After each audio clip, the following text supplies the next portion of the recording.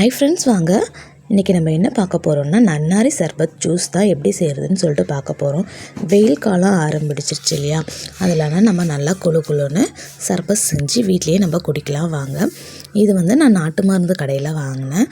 Department ஸ்டோர்லேயும் இது மாதிரி கிடைக்கும். நாங்கள் இன்றைக்கி இந்த பிராண்டு தான் வாங்கியிருக்கேன். இது கூட நம்ம என்னென்ன சேர்க்க போகிறோன்னு பார்த்தீங்கன்னா, சப்ஜா விதை 50 கிராம் சப்ஜா விதை வாங்கியிருக்கேன். நம்ம சுவைக்கு ஏற்ப சர்க்கரை ஆட் பண்ணிக்கலாம். ஒரு லெமன் எடுத்து வச்சுருக்கேன். இப்போது ஒரு ஸ்பூனு சப்ஜா விதையை நம்ம தண்ணி ஊற்றி 1 மணி நேரம் ஊறி எடுத்துக்கலாம்.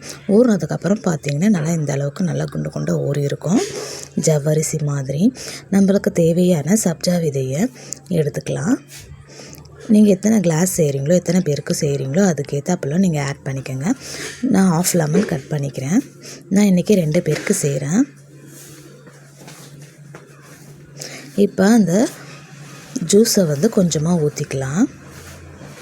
ஒரு 3 டேபிள் ஸ்பூன் இருக்கும் இது. இதில் நம்மளுக்கு சுவைக்கு ஏற்ப சர்க்கரை சேர்த்துக்கலாம். நல்லா நம்ம கலக்கிக்கலாம்.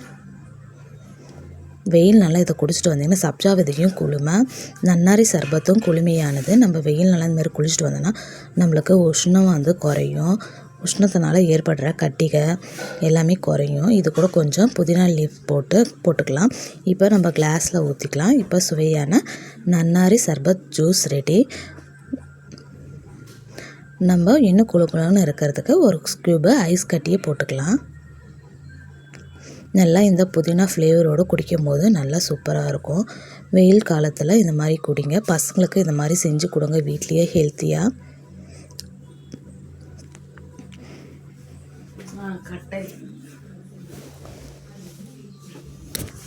அடுத்து நம்ம சாத்துக்குடி ஜூஸ் எப்படி செய்கிறதுன்னு சொல்லிட்டு பார்க்கலாம்.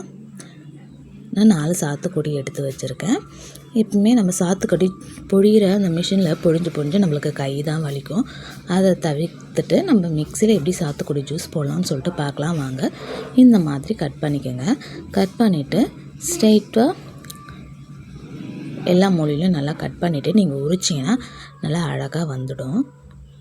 பாருங்கள், இதுமாரி அடியில் வரையும் கட் பண்ணணும். அப்போ தான் நம்ம தோல் உரிக்கும் போது நல்லா சூப்பராக வரும். இப்போ இது உரிச்சிங்கன்னா நல்லா சூப்பராக இங்கே பாருங்கள் வருது. பாருங்கள், இந்த மாதிரி நல்லா அழகாக வந்துடும்.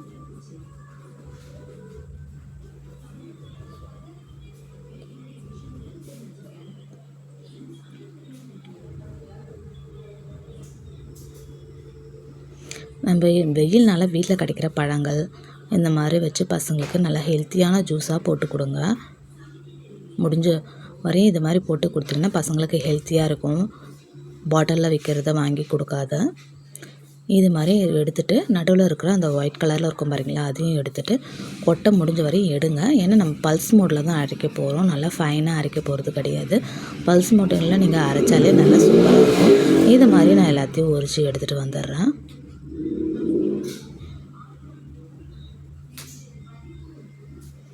இப்போ மிக்சியில் நம்ம போட்டுக்கலாம். 1/2 லெமன் கட் பண்ணி வச்சுருக்கேன், அதையும் இதோட புழிஞ்சிக்கலாம். தேவைக்கேற்ப சுகர் ஆட் பண்ணிக்கலாம்.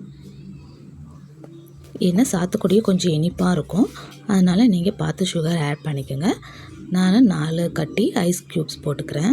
தேவைக்கேற்ப கொஞ்சமாக தண்ணி விட்டுக்கலாம். இப்போ நான் பல்ஸ் மோடில் தான் அரைச்சேன். ரொம்ப நைஸாக அரைச்சேன்னா நம்மளுக்கு கசப்பு கொடுக்கும்.